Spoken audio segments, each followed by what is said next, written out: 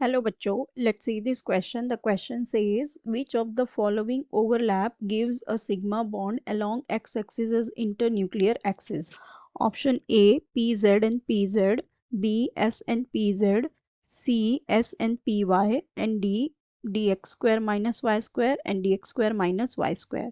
So देखो यहाँ पे क्वेश्चन में हमें क्या पूछा है कि ये जो हमारे पास ऑप्शन दिए हैं इनमें से कौन से ऑर्बिटल्स का अगर हम ओवरलैपिंग करवाए तो हमें सिग्मा बॉन्ड मिल जाएगा along X axis as internuclear axis. ठीक है, तो हमारे पास पहला ऑप्शन है पी जेड और पी जेड की हमें ओवरलैपिंग करवानी है और हमारा internuclear axis X axis ही रहेगा हर टाइम पे। ठीक है, तो अब देखो अगर हमारा internuclear axis X axis है, ठीक है, तो ये हमारा इंटर न्यूक्लियर एक्सिस है।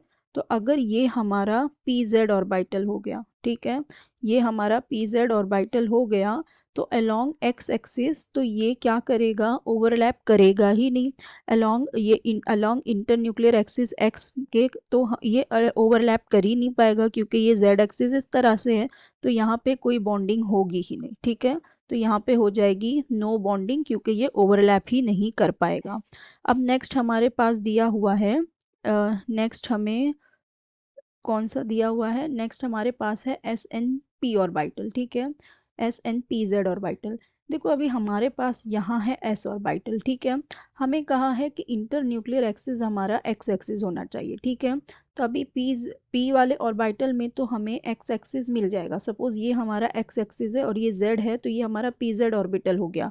लेकिन जो एस ऑर्बिटल होता है यहाँ पे क्या होता है, ये नॉन डायरेक्शनल होता है, तो यहाँ पे तो हम कह नहीं सकते कि कौन सा एक्स एक्सिस है कौन सा वाई है, यहाँ पे तो एक्सिस होता ही नहीं है।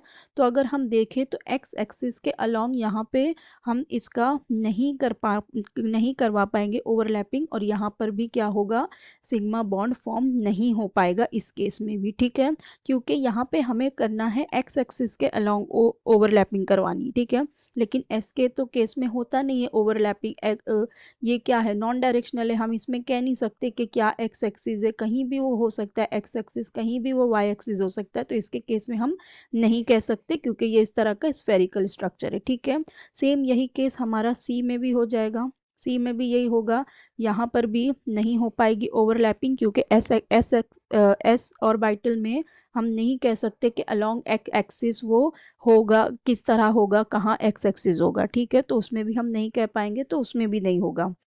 फिर जो हमारा लास्ट ऑप्शन है डी, अगर उसमें हम देखें हमारे पास दिया हुआ है d x square minus y square and d x square minus y square. ठीक है, अब हमारा इंटर न्यूक्लियर एक्सिस है जेड एक्सिस, ठीक है, सॉरी एक्स एक्सिस है, तो सपोज ये हमारा एक्स एक्सिस इसका हो गया, ये एक है, इसका हमारा ये एक एक्सिस हो गया।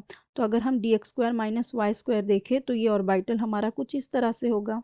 ठीक है, अब देखो अगर दूसरा भी सेम ऐसे ही ऑर्बिटल यहाँ पे आ जाए और उसका भी कौन सा हो जाए, ये एक्स एक्सिस हो गया, तो वो यहाँ पे इजीली इससे ओवरलैप कर पाएगा और इस तरह से क्या बना देगा, यहाँ पे सिग्मा बॉन्ड फॉर्म हो जाएगा।